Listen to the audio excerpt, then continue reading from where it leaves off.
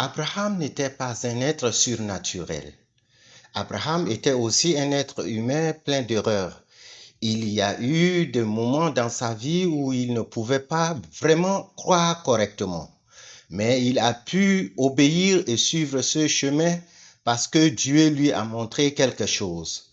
C'est Dieu qui doit nous donner cette foi. C'est Dieu qui doit nous montrer. Nous sommes des êtres humains faibles. Si nous ne voyons pas quelque chose, nous ne bougerons pas, n'est-ce pas? Si nous ne voyons pas quelque chose de si étonnant, nous ne bougerons pas, n'est-ce pas? Et donc, mais Dieu est si grand qu'il est difficile, très difficile pour nous de le comprendre. Nous vivons dans un monde tridimensionnel. Nous ne comprenons que cette dimension. Or, Dieu dépasse largement le nombre de dimensions. Si vous, n'importe qui, vous êtes féru de science ou de mécanique quantique, vous pourriez comprendre. Mais cela nous dépasse complètement. Et c'est un peu comme, vous savez, c'est bidimensionnel, n'est-ce pas? Sur ce plan, c'est bidimensionnel. Disons qu'il y a un être sur ce plan. Il y a une personne. Un être sur ce plan, je suis tridimensionnel. Et cette personne, si elle veut me reconnaître, doit me regarder, me percevoir sur cette, désolé pour la légèreté sur cette ligne, et elle doit me percevoir ligne par ligne, et elle ne peut pas vraiment se faire une image complète de moi. Ce qu'elle perçoit à ce moment-là, si elle est ici, elle voit une ligne de ceci. Et donc, pour qu'elle détermine ou reconnaisse que je suis un être tridimensionnel, il lui faudra une éternité pour me scanner ligne par ligne, d'accord? Mais je lui dis, ton ami est ici. Et ceci est monsieur Tissu. Celui-ci est monsieur Tissu.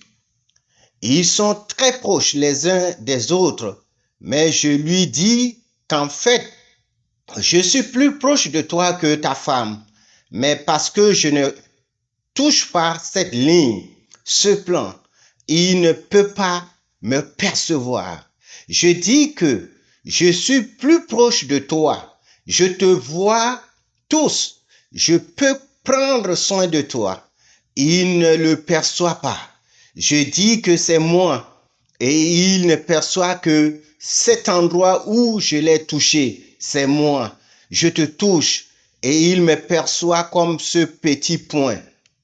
Vous comprenez que ce que j'essaie de dire, Dieu est si grand et nous ne percevons que ce que nous pouvons percevoir en tant qu'être humain limité. Jésus vient donc et dit que je suis plus que ce que vous voyez. C'est Dieu. Et donc, cette première heure, je vais essayer de vous montrer à quel point Dieu est grand. Mais à partir de la deuxième heure, vous voudrez peut-être prendre des notes. D'accord. Dieu est plus grand que tout. Jean chapitre 10, verset 29. Mon Père, Jésus dit, mon Père qui me les a donnés est plus grand que tout. Qu'est-ce que tout? Tout signifie tout ce qui existe dans l'univers, tout ce à quoi nous pouvons penser. Et personne ne peut les arracher de la main du Père. Et moi et le Père, nous ne faisons qu'un. Jésus, un pauvre homme de Nazareth, qui semble n'être rien, dit, mon Père est plus grand que tout, et lui et moi sommes un. Je suis le même. Je prie pour que vous puissiez croire et expérimenter ce que Dieu, ce grand Dieu, est aussi votre Père. Dieu est plus grand que tout. Dieu est plus grand que tout. La taille, pensons à la taille de Dieu qui a créé l'univers. La taille du soleil et de la terre. Commençons par là. Le rayon ou le diamètre du soleil est environ 100 fois plus grand que celui de la terre. D'accord? Pouvez-vous penser, puis-je imaginer si la terre avait la taille d'une balle de ping-pong? J'ai oublié d'apporter la balle de ping-pong ce matin. Si la terre avait la taille d'une balle de ping-pong, le diamètre du soleil serait d'environ 5 mètres. De ce téléviseur à ce téléviseur, probablement, est-ce plus que cela par ici? D'accord. Imaginez une balle de ping-pong. C'est la terre et c'est le soleil, d'accord? Le volume du soleil serait environ 1 300 000 de fois celui de la terre. En d'autres termes, le soleil est assez grand pour contenir 1 500 000 de terre. Le diamètre n'est peut-être que plus long. Mais si vous pensez à une sphère tridimensionnelle à l'intérieur du soleil, 1 300 000 de terre peuvent s'y loger. C'est la taille du soleil. Néanmoins, le soleil n'est qu'une des 6 000 étoiles que nous pouvons voir à l'œil nu. Einstein a estimé qu'il y a environ 10 étoiles sur 25, c'est-à-dire 25 zéros, dans tout l'univers. Il y a tellement que si nous pouvons compter jusqu'à 20 en une seconde, quelqu'un peut-il compter jusqu'à 10 en une seconde? Même si vous pouvez compter jusqu'à 20 en une seconde, il faudrait 100 quadrillions d'années pour tout compter. D'accord, le nombre d'étoiles qu'il y a. D'accord, c'est l'estimation d'Einstein. Qu'en est-il des autres étoiles? Le Soleil, comme vous le savez, n'est pas l'une des plus grosses étoiles. C'est l'une des petites.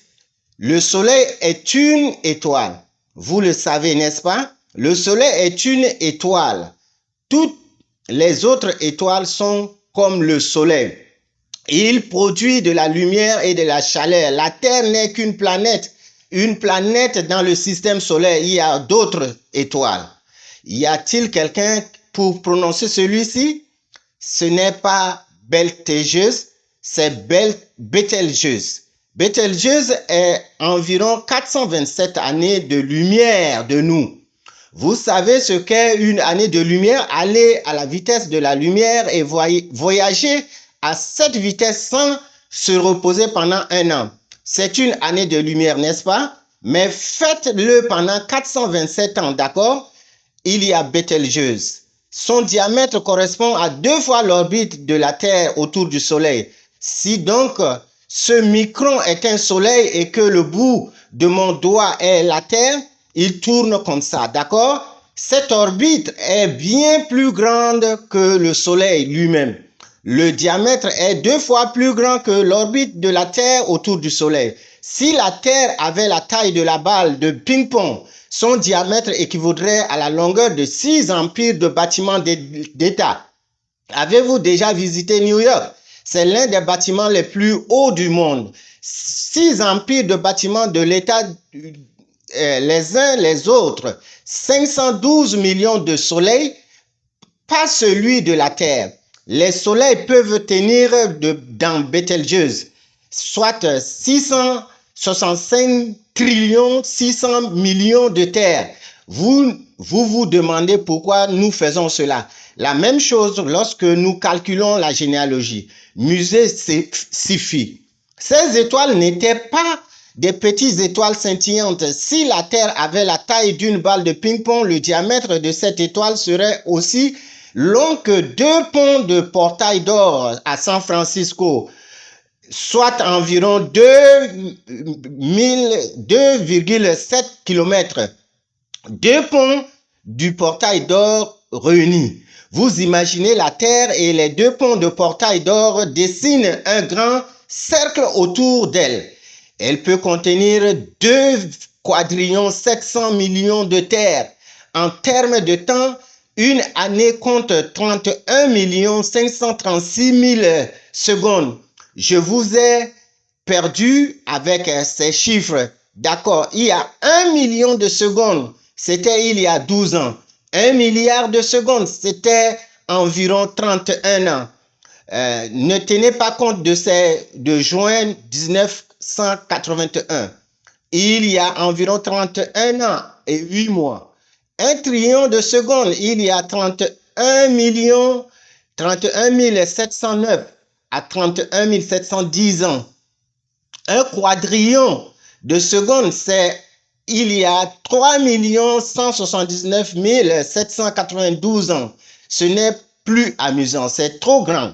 Tu comprends la taille et la distance de ces étoiles. Mais il y a une étoile encore plus grande, Canis Majori. C'est l'une des plus grandes étoiles que les scientifiques aient trouvées jusqu'à présent et il y en a d'autres maintenant. C'est déjà un peu dépassé. Si la Terre avait la taille d'une balle de ping-pong, le diamètre de l'étoile serait aussi haut que le mont Everest, environ 10 km de long. Imaginez que vous essayez de remplir tous les États de Texas. Connaissez-vous la carte de Texas, le plus grand État des États-Unis? Essayez de remplir tout l'État du Texas avec la balle de ping-pong d'une profondeur d'environ 56 cm. Remplir tout l'État de Texas avec ces balles de ping-pong, c'est la taille de la Terre. Chaque balle de ping-pong est la Terre, n'est-ce pas? C'est dire la taille de cette étoile. Ce qui nous épate, c'est qu'il y a 10 étoiles sur 25. Il ne s'agit pas seulement de quelques étoiles qui représentent ou qui sont là, mais de 10 à 25% de ces étoiles dans l'univers. Pensons maintenant aux galaxies. Êtes-vous déjà confus? Nous avons un système solaire. La planète tourne autour du Soleil. C'est le système solaire. Mais il existe une unité de plus grande ou de tel système solaire. Un grand nombre de ces systèmes solaires sont regroupés. C'est ce qu'on appelle une galaxie. Chaque galaxie contient environ 300 milliards d'étoiles. Et il y a eu au moins 178 milliards de galaxies dans l'univers d'après les calculs de l'humanité. L'une des galaxies les plus claires et les plus faciles à observer dans notre ciel est la galaxie Whirlpool. Savez-vous dans quelle galaxie nous trouvons? La Voie lactée, n'est-ce pas? La Voie lactée, elle se trouve à environ 31 millions d'années-lumière. Vitesse de la lumière, 186 000 km par seconde, soit environ 671 millions de kilomètres par heure. 1,8 milliard de kilomètres par heure. C'est la vitesse de la lumière. À cette vitesse, on peut voler 31 ans pour atteindre cette galaxie. Vous pensez que c'est trop loin? Trop long?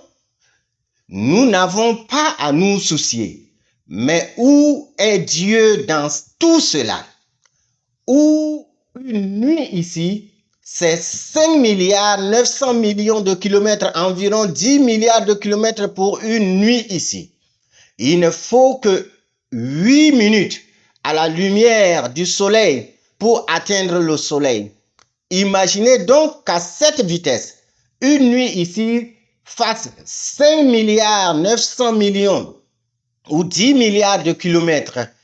Et nous ne sommes qu'un grain de poussière invisible dans l'air. Vous pouvez imaginer la taille de l'univers. Et nous sommes sur cette balle de ping-pong. Et vous ne pouvez même pas vous trouver sur cette balle de ping-pong. Notre question n'est pas de savoir s'il existe d'autres êtres humains dans l'univers. Nous devons nous concentrer sur la grandeur de Dieu et notre petitesse. sur les 6 milliards 500 millions ou 7 milliards d'habitants de la planète, vous avez été choisi par ce grand Dieu pour être son peuple. Vous avez été choisi par ce grand Dieu pour être son peuple. Cela ne nous rend-il pas spéciaux? Pourquoi est-il venu sur cette petite terre? Nous parlons de cela parce que lorsque nous parlons de Jésus, nous passons par la généalogie. D'où vient-il? Qu'est-ce que Dieu qui vient nous sauver? Qui est Dieu? Pourquoi vient-il? Nous attendons son retour. D'où vient-il? Qu'est-il sa taille? Et pour nous, qu'est-ce que Dieu qui a créé tout cet univers descend pour nous sauver? Pourquoi? Pourquoi? Jean chapitre 3 nous dit que c'est à cause de son amour. C'est dire à quel point son amour est grand. Mais les gens les accusent d'être faux, hérétiques, illégitimes. Nous essayons de dire que à Dieu ce qu'il doit faire est de suivre nos désirs. Nous lui disons que si tu ne fais pas cela, tu n'es pas Dieu. Dieu est censé être ainsi. Dieu est censé être bon de cette façon. Nous essayons de définir ce que Dieu doit être et comment il doit agir. Comme s'il n'était pas assez pour ce grand Dieu de descendre vers nous et nous l'amenons à la croix. Vous ne pouvez pas comprendre ce que je vous montre, mais je vais vous la montrer. Réjouissons-nous de cette vidéo et nous allons continuer.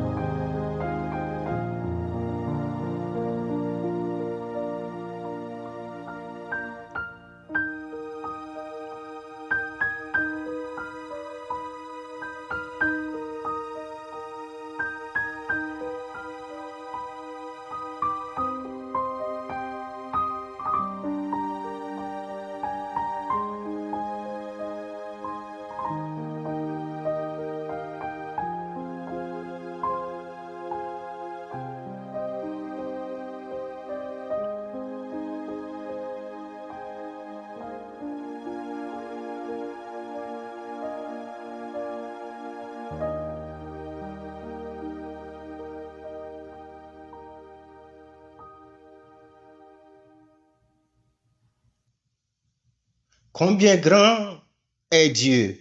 Pouvez-vous imaginer combien petits sommes-nous dans cet univers? Pouvez-vous imaginer qu'il voudrait venir sur cette planète Terre à nous, espérant que vous alliez perdre de foi? Mais le point est que nous devons comprendre combien grand est Jésus. Pas selon les connaissances de ce monde. Cela prend du temps pour l'expliquer. Je prendrai quelques minutes pour expliquer cela. Mais qu'est-ce que nous apprend la grandeur de l'univers? Je ne suis pas sûr de ce qu'il en est du multi-univers. C'est quelque chose que j'ai trouvé sur le YouTube et vous voudrez peut-être mettre un lien pour référence. Mais que nous apprend la grandeur de l'univers? Au XXe siècle, l'astronaute Edwin Hubble a découvert que l'univers était en expansion. En reprenant le processus mathématique, il a calculé que dans tout l'univers, y compris matière, l'énergie, l'espace et même le temps lui-même, a en fait eu un commencement. Il ne s'agit là que d'un point de vue scientifique. C'est de cette théorie qu'est née la théorie de Big Bang. Le fait qu'il y eut un commencement dans l'univers était inévitable. La conclusion est que tout ce qui existe dans l'univers provient d'un commencement. Il doit y avoir eu un commencement et il est parti de rien. La science n'est pas en mesure de nous dire qui ou quoi est à l'origine de l'univers. Elle a élaboré la théorie de Big Bang, mais certains pensent qu'elle indique clairement l'existence d'un créateur. Il doit y avoir un être divin qui a dû tout commencer. Un scientifique britannique, Edwin Whittaker, a attribué le début de notre univers à la volonté divine, constituant la nature à partir du néant. De nombreux scientifiques ont été frappés par le parallèle entre un événement de création unique à partir du néant et le récit biblique de la création de la Genèse chapitre 1 verset 1.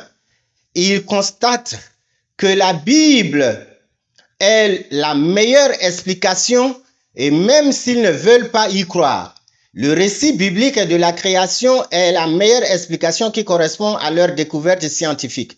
Jusqu'à cette découverte, les scientifiques pensaient que la croyance biblique selon laquelle toutes les choses ont été créées à partir de rien n'était pas scientifique. Bien qu'il se dise agnostique, Robert Jastrow a été poussé par la foi biblique à créer toutes les choses à partir du néant. Robert Jastrow a été contraint d'admettre que les preuves astronomiques conduisent désormais à une vision biblique de l'origine du monde. Une autre déclaration similaire a été faite par l'agnostique George Smoot, le scientifique lauréat du prix Nobel en charge de l'expérience COBE. Il a déclaré « Il n'est fait aucun doute qu'il existe un parallèle entre le Big Bang en tant qu'événement et la notion chrétienne de cette création à partir de rien. Les cosmologistes spécialisés dans l'étude de l'univers et de ses origines ont rapidement réalisé qu'une explosion cosmique fortuite ne pourrait jamais engendrer la vie. Pas plus qu'une bombe nucléaire, à moins qu'elle n'ait été précisément conçue à cet effet. Ces évolutionnistes affirment donc que c'est par hasard, à la suite d'un Big Bang, que l'univers a été créé et que la vie est apparue. Il dit, pouvez-vous imaginer qu'une bombe nucléaire explose et qu'une vie en sorte? Il s'agit d'une question de probabilité, à moins qu'elle n'ait été conçue avec précision. Et cela signifie qu'un concepteur a dû le planifier. Super intellect, concepteur suprême. Il donne beaucoup de noms différents à cet être. Il essaie d'éviter le mot Dieu. Ils disent non. Super intellect, concepteur suprême, être divin. Les physiciens ont calculé que Pour que la vie existe, la gravité et les autres lois de la physique qui régissent notre univers devraient être parfaitement réglées. Sinon, notre univers ne pourrait pas exister. L'idée de la nécessité d'un concepteur s'oppose donc à l'idée des évolutionnistes, selon laquelle une amibe peut devenir un être humain ou évoluer en un être vivant. C'est un peu comme dans l'océan, tous les différentes particules de métal, les naufrages et toutes ces choses se produisent et ces métaux et tous ces matériaux différents coulent dans la mer d'une manière ou d'une autre. Au fil des marées et des vagues, ils se rassemblent et avec le temps deviennent ceci. Vous savez à quel point les monstres sont conçus de manière complexe pour s'assurer que l'heure est correcte et que tout est en place. Avez-vous déjà essayé de la démontrer? Oui, j'ai essayé. Je n'ai pas pu le remettre en place. Mais leur théorie est plus difficile à mettre en œuvre que les autres particules qui s'enfoncent dans l'océan et qui viennent du rivage. Les scientifiques affirment donc que même le Big Bang a dû être conçu de manière complexe par quelqu'un ou par quelque chose. Par exemple, si le taux d'expansion de l'univers avait été légèrement plus faible, la gravité aurait ramené toute la matière dans un grand craquement. Si la vitesse d'expansion avait été moins rapide et la gravité un peu plus forte, tout aurait été aspiré. Il ne s'agit pas d'une simple réduction de 1 à 2% de la vitesse d'expansion de l'univers. Stephen Hawking écrit, si le taux d'expansion une seconde après le Big Bang avait été plus faible, ne serait-ce que d'une partie sur 100 000 millions de l'univers serait effondré avant même d'avoir atteint sa taille actuelle. À l'inverse, si le taux d'expansion avait été supérieur d'une fraction seulement, toutes les galaxies, les étoiles et les planètes ne seraient jamais formées. Ils ne serions pas là où nous sommes. Et pour que la vie existe, les conditions dans notre système solaire et sur notre propre planète devraient également être parfaites au niveau de l'oxygène, l'hydrogène, de l'eau, de la taille, de la température, de la vitesse, de la proximité et de la composition chimique, de la distance par rapport au soleil, de la vitesse de rotation, de la vitesse de révolution, la lune, des relations avec la lune, tout devrait être parfait. On ne peut pas donc dire que c'est le fruit du hasard ou de l'évolution.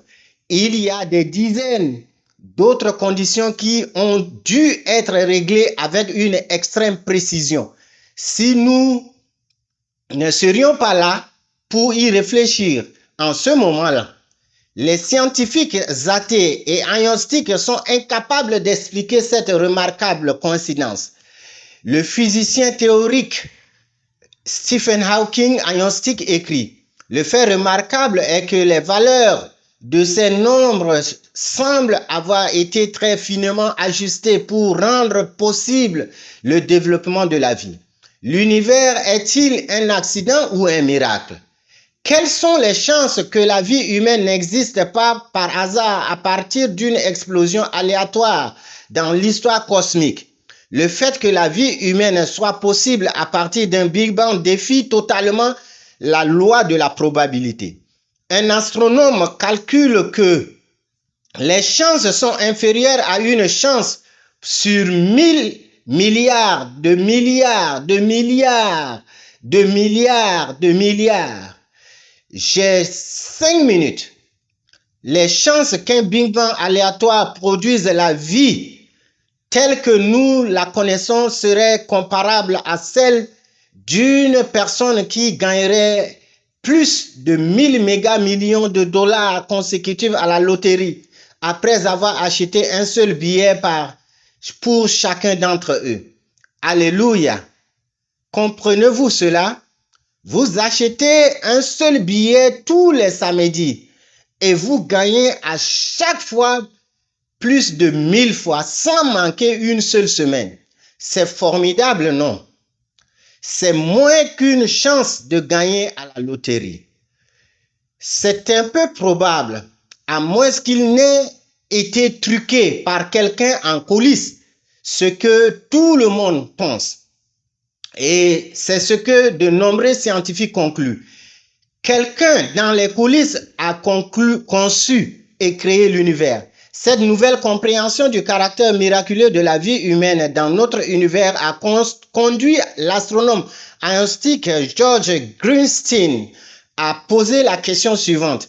Est-il possible que soudainement, sans le vouloir, nous soyons tombés sur la preuve scientifique de l'existence d'un être suprême?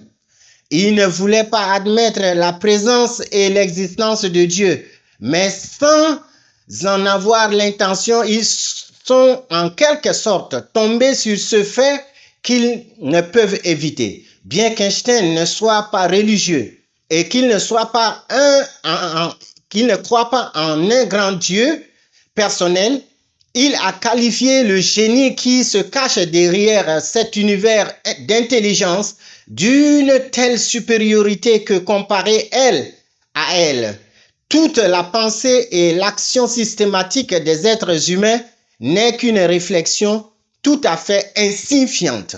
L'athée Christopher Hitchens, qui a passé une grande partie de sa vie à écrire et à débattre contre l'existence de Dieu, était surtout perplexe devant le fait que la vie ne pouvait pas exister si les choses n'étaient pas différentes d'un seul degré ou d'une seule cheveux. David reconnaît qu'il existe pour moi des preuves solides qu'il se passe quelque chose derrière tout cela. Il semble que quelqu'un ait ajusté les chiffres de la nature pour créer l'univers. L'impression de conception est écrasante. En conclusion, tout l'univers est conçu et se déplace selon le plan et la volonté de Dieu.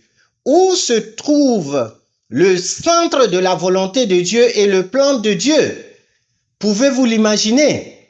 Pouvez-vous penser que Dieu a dû concevoir tout cela de manière si complexe, si parfaite, juste pour vous? Dieu déplacerait les étoiles et les galaxies pour vous sauver. Vous restez assis là, comme si vous étiez honnête, parce que c'est incroyable. C'est incroyable, mais c'est la vérité que Jésus est descendu sur cette terre pour nous dire, je suis venu pour vous. D'où vient-il? D'où? D'ici d'en haut de l'univers. Alors Dieu laisse-t-il l'univers entier fonctionner pour nous? Néhémie chapitre 9 verset 6. Toi seul est l'Éternel. C'est toi qui as fait les cieux des cieux et toute leur armée, la terre et tout ce qu'elle porte, les mers et tout ce qu'elles contiennent. Tu leur donnes la vie à tous et leurs armées célestes s'inclinent devant toi. Psaume 19, verset 1. Les cieux racontent l'œuvre de ses mains.